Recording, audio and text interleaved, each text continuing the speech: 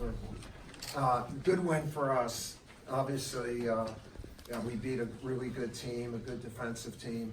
I thought we played an outstanding first half. The second half was, for both teams, very disjointed. I don't know if the lateness of the game. I don't know.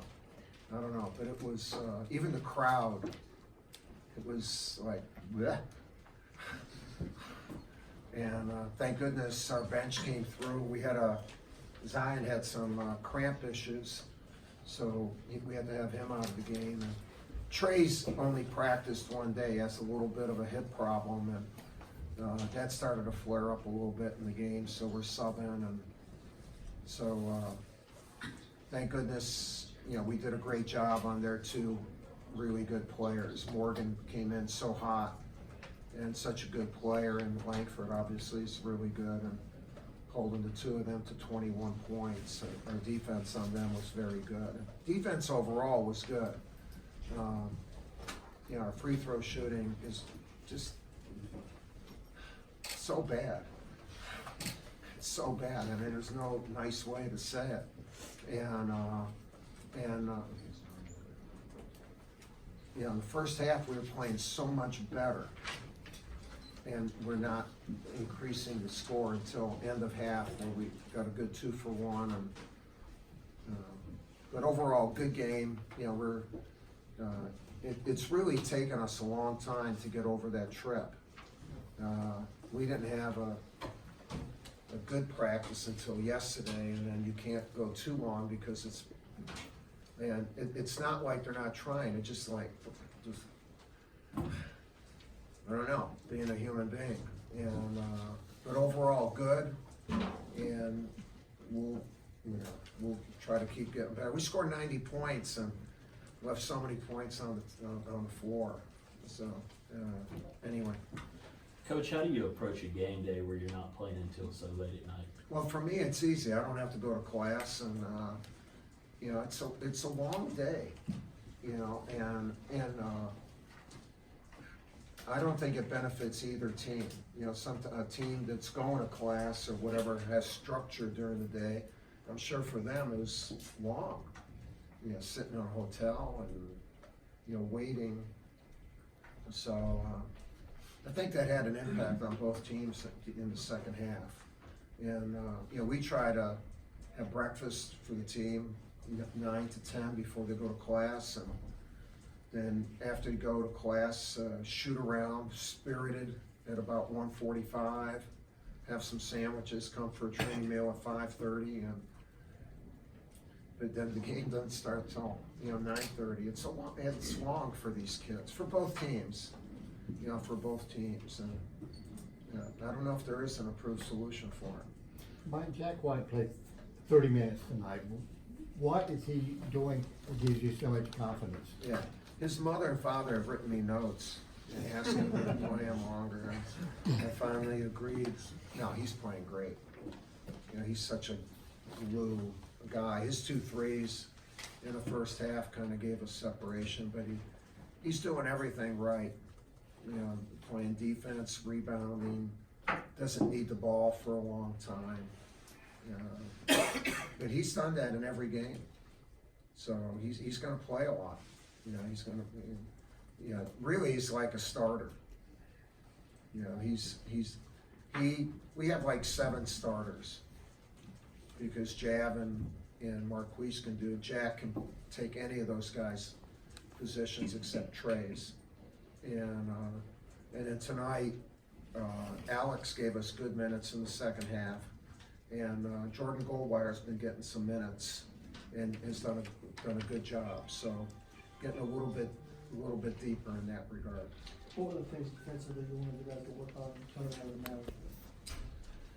Well, we really played fairly good defense in Maui, except the first half against Gonzaga. And I don't think that was so much that we don't know how to play defense. I don't think we were as fresh, and they're really good. And then the last 16 minutes of the game, we played great defense. And so our defense has been pretty good. We did, if we can limit the one or two best players on another team. That's gotta be our goal. And today we were able to do that, so we gotta, keep doing that, because, every team's got one or two guys that are maybe a little bit better than others. And we have to make it harder on them. Zion obviously did a lot more than dunk tonight, but when he gets that tipped pass at midcourt and has that runway, it seemed like the other 9 players on the court all kind of stopped to watch. Do you find yourself kind of wondering what he's gonna do as well? In that? No, I know what he can do, so I'm excited about what he is gonna do, and, after the trip, we've done some things to get him the ball more. And that's just the evolution of your team. And so we were able to do that tonight, including at the end of the half, to do a 4-5 ball screen. And he'll keep getting the ball. And then if when Cam will play like he can play, then we become better. Trey's done a hell of a job, he's just so damn solid. I don't know did he turn it over? He didn't turn it over tonight either, right? 8-0, is that what it had? He's our 8-0. Yeah, where's my mat? Do you guys like this? No. Why don't you say something? If I say something, they'll keep it. And, Zion and RJ both said that when you took the jacket off in the second half, that was the most upset they've seen you in a game. What fired you up so much? well, because nothing was fired up. The arena was not fired up. My team wasn't fired up. I'll say it in this game. My team wasn't fired up. The arena wasn't. Even the pep band was not playing. We had to pipe in music. We did, didn't we? In the second half. It was just, bleh. So they said, let's go, man. Let's try to do something. And I can't do a cartwheel or stand on my head. So the main activity I can do is take off my jacket, which I know is not, I'm not a pretty sight to look at, but at least the emotion of it may have helped a little bit. RJ seemed to kind of beat himself up over the end of the Gonzaga game that he watched. Yeah, he's got to put it behind him. No one holds that against. Look, even against Gonzaga, because there's so much activity. There were a couple fouls there. Jack White got fouled. RJ his arm was grabbed at the last shot by their point guard, and then he went up. When all you do that, we're not going to complain about that or say the refs lost the game. But come on.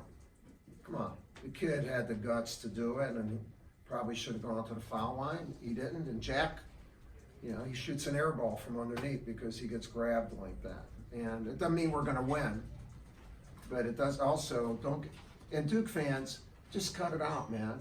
These kids aren't perfect. So my kid wasn't playing hero ball, he's playing winner's ball. And if you don't like fouling them, then don't foul us. I'll go to war with my guys. He has the heart to do that. Jack had the heart to get the rebound. We lose, I'll lose with them. And let's get real about this whole thing. Let's not get spoiled. We got 4 and 19-year-old kids there trying to bust their ass to learn how to play and have a lot of pressure on them and let them grow. What does Trey's on-ball defense do for the other guys on the floor, and where is he kind of as a freshman defender that you come? No, he's way ahead. He's like he's in that room where Hurley, Wojo, Duhan, those guys are as far as on the ball pressure. No question. No question. He has such will and determination. You watch his eyes on the ball, and he almost had it 4 or 5 times tonight. And he's way ahead. He's way ahead. It's what it does to the other guys. It should make them better at denying passes, and so we're taking advantage of that ball pressure. But it's a beautiful thing to watch, really, for a freshman to be able to do that. Spectacular. It's one of the reasons, obviously, we wanted him to come. and recruited them so hard. Anything else for Coach? Jack White said on Monday that the communication still wasn't there. Do you feel like the communication is improving at all? Yeah, and communication, let's set it straight. They communicate with each other all the time. On the court, on defense, they're still thinking about what they have to do and not what we have to do completely. And especially in quick moving situations. If it's a slower moving thing, then they're ready to do that. But like some of the things that Indiana did with their quick movement, what Gonzaga did, we didn't talk well. Their movement beat our talk. And our talk has to catch up to that movement, and it's familiarity. You know, keep they have to keep doing it. Yeah. Good question.